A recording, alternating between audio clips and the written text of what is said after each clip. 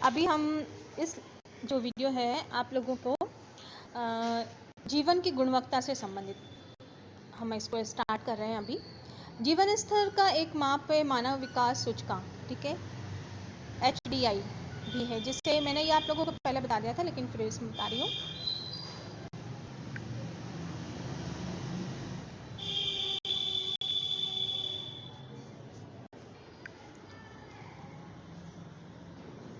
जिसे 1990 में संयुक्त राष्ट्र संघ ने विकसित किया था। किसी राष्ट्र के विकास स्तर को मापने के लिए जन्म के समय, जीवन की प्रत्याशा, प्रौढ़ साक्षरता दर, प्रति व्यक्ति सकल घरेलू उत्पाद GDP शामिल है।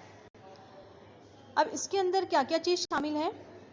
जीवन की प्रत्याशा मतलब जीवन की किस प्रकार जीवन हम उसको जीवित रखते हैं, जीवन के प्रति आशा क्या है, कब तक वो जीवित रह पाता है, नहीं रह पाता है।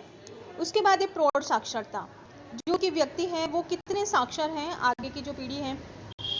फिर उसके अंदर आ रहा है प्रति व्यक्ति घरेलू उत्पाद, जो हर व्यक्ति अपने जो सरकार का जो उत्पादन क्षेत्र होता है सारे, उसमें अपना योगदान किस प्रकार रहेगा, सकल घरेलू उत्पाद, ठीक है, GDP के अंतर्गत आता है, ठीक है। GDP किसी राष्ट्र, क्षेत्र और भौतिक सीमाओं के एक निश्चित समय, सामान्यतः एक वर्ष में उत्पादित सभी सामग्री सेवाओं का मूल्य है। यह सामान्यतः राष्ट्र की आय और आर्थिक उत्पादन के मामले के लिए भी किया जाता है। उसके बाद जो ये सब GDP का जो रेशो का जो कैलकुलेशन होती है वो एक वर्ष के लिए होती है, 1 ईयर के लिए होती है, ठीक है, कि एक साल में कितना ग्रोथ इसने किया है, ठीक है। अब हम बात करेंगे जीवन की गुणवत्ता। जीवन की गुणवत्ता में केवल जीवन के भौतिक मानक ही सम्मिलित नहीं होते हैं, बल्कि मानव जीवन के दूसरे अमूर्त पहलू भी होते हैं, जैसे आकाश, सुरक्षा, सांस्कृतिक स्रोत, सामाजिक जीवन, भौतिक स्वास्थ्य, पर्यावरण गुणवत्ता इत्यादि। संयुक्त राष्ट्र के 1948 में अपनाए गए मानव अधिकार पर वैश्विक घोषणा पत्र में कारकों की एक सूची उपलब्ध कराई गई है।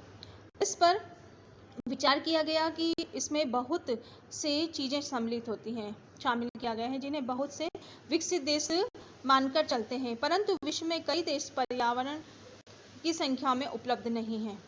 यद्यपि यह घोषणा पत्र 60 से अधिक वर्ष पुराना है, कई दृष्टिकोणों से यह अभी एक आदर्श इसे प्राप्त किया जाता है।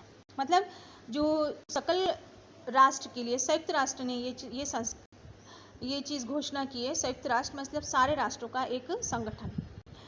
जीवन की गुणवत्ता, जीवन में किस प्रकार सुधार लाया जाए, ठीक है, तो इसमें जो चीज हमें दिख रही है वो चीज तो शामिल है, लेकिन जो हमें नहीं दिख रही है, जिसे हम अनुभव करते हैं, वो भी इसमें शामिल किया गया है, ठीक है। जैसे कि अवकाश, मैंने आकाश पढ़ लिया था, ये अवकाश है, सुरक्षा है, सांस्कृतिक स्रोत है, सामाजिक जीवन है, क्योंकि भौतिक जो भी चीजें हैं सब चीज से मिलके ही ये चीज बनती है।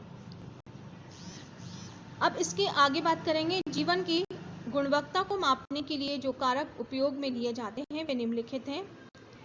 दासता और उत्पीड़न से स्वतंत्रता, मतलब कि जो कि पहले जो मनुष्य होते थे, मानव को खरीदते थे, फिर उसको अपना गुलाम बना के कार्य कराते थे। तो इसमें है कि जो दासता थी, जो दास प्रथा थी, उससे छुटकारा मिलाना, है ना, उससे जो दर्द रहता है, पराधीनता तो हमेशा दुख ही का कारण बन जाती है, ठीक है।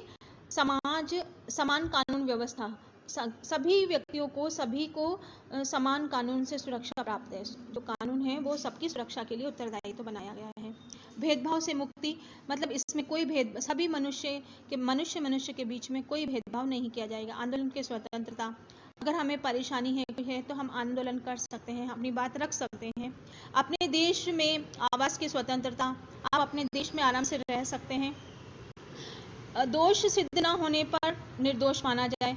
जब तक कोई भी कार्य करते हैं, जब तक उसका दोष सिद्ध नहीं होता है, तब तक उसको दोषी नहीं माना जाए। विवाह का अधिकार, अपना जीवन साथी चुनने का हर व्यक्ति को अधिकार है, तो ये दिया गया है। पारिवारिक जीवन का अधिकार दिया गया है कि आप अपने परिवार को किस प्रकार रखने, आपकी इच्छा है ये। जेंडर, जाति, भाषा, धर्म, राजनीतिक विचारधारा, राष्ट्रीय सामाजिक आर्थिक स्तर इत्यादि पर विचार किए बगैर समान व्यवहार का अधिकार। मतलब इस चीज़ों से कोई फर्क नहीं पड़ेगा कि किसी भी जाति का हो, किसी भी भाषा का हो, किसी भी धर्म का हो, किसी भी राजनीतिक विचारधारा का हो, कोई मतलब नहीं उससे। राष्ट्रीयता को सामाजिक आर्थिक स्तर पर सभी लोगों को समान अधिकार दिया गया है। निजी गोपनीयता का अधिकार है, वो अपनी बात छुपाना किसी को नहीं बताना चाहता है तो नहीं बताए, तो उसका अधिकार ही है। आप उस पर फोर्स नहीं कर सकते कि आप इसे बताइए, ठीक है। विचारों की स्वतंत्रता, आप अपनी बात को स्पष्ट रख सकते हैं, ठीक है, अपनी बात, अपने विचारों को आप बता सकते हैं। धर्म की स्वतंत्रता, आप किसी भी धर्म को मान सकते हैं। जो संसार में विभिन्न धर्म हैं, आपकी इच्छा, आप धर्म को मान रहे हैं, नहीं मान रहे हैं, आप बौद्ध धर्म को मान रहे हैं, जैन धर्म को मान रहे हैं, वैदिक धर्म को मान रहे हैं, क्रिश्चियन धर्म को मान रहे हैं, मुस्लिम धर्म को मान रहे हैं, कुछ भी, यहूदी, आपकी इच्छा है कि आप कोई से भी धर्म को मान सकते हो, ये स्वतंत्रता है। रोजगार के स्वतंत्र विकल्प है, आप अपना रोजगार स्वयं स्थापित कर सकते हो। आपकी इच्छा है कि आप कौन सा रोजगार करना चाहते हो, आपको बाध्यता नहीं है कि आपको सिर्फ पढ़ाना ही है, या आपको चर्म उद्योग करना है, या आपको दूध पालन करना, आपकी इच्छा। तो ये स्वतंत्रता आपको दी गई है कि हर व्यक्ति अपना रोजगार चुनने का अधिकार वो रखता है। न्यायोचित वेतन का अधिकार, अब ये बात है, जो व्यक्ति कार्य कर रहा है उसको उसके कार्य के अनुसार वेतन मिलने का अधिकार है। कोई उसको इस चीज़ को रोक नहीं सकता है कि उसने बहुत ज़्यादा कार्य किया है और उसको अल्प वेतन मिला है। न्यायोचित अधिकार है, मतलब कि उसके जो कार्य कर रहा है उसके अनुसार उसे वेतन की प्राप्ति भी होना चाहिए, ठीक है। समान कार्य के लिए समान वेतन, कोई भी, जैसे कि कोई भी व्यक्ति करता है, एक कार्य को करता है, दूसरा कार्य करता है, तो उसको अधिकार है कि वो समान कार्य के लिए समान वेतन की बात कर सकता है कि भाई हम बराबर कार्य कर रहे हैं तो आप हमारा वेतन कम क्यों कर रहे हैं, ठीक है। उसके बाद आता है मत देने का अधिकार। तो हर मनुष्य को मत देने का अधिकार है, वो समाज के अंतर्गत आ रहा है तो मत देने का अधिकार है। विश्राम और अवकाश का अधिकार है। अब एक निश्चित समय जिसमें बांध दिया गया है कि व्यक्ति 8 घंटे ही कार्य करेगा, ठीक है, उसके बाद उसे आराम की आवश्यकता है, तो निश्चित विश्राम की आवश्यकता उसे महसूस हो रही है। शिक्षा का अधिकार है। शिक्षा ये कि हर बच्चे को जो भी जन्म लेता है उसको शिक्षा का अधिकार उसमें आ जाता है। सरकार की जिम्मेदारी है कि जो भी बच्चा जन्म ले रहा है उसको शिक्षा प्राप्त हो, ठीक है। मानव गरिमा का अधिकार है कि वो अपनी स्वतंत्रता से रह सकता है, ठीक है, स्वतंत्रता से वो अपना अधिकार है कि वो रह सकता है, वो गरिमापूर्ण जीवन जी सकता है, उस पर कोई आक्षेप नहीं लगा सकता है, ये सब चीज़ उसके अंतर्गत आती है।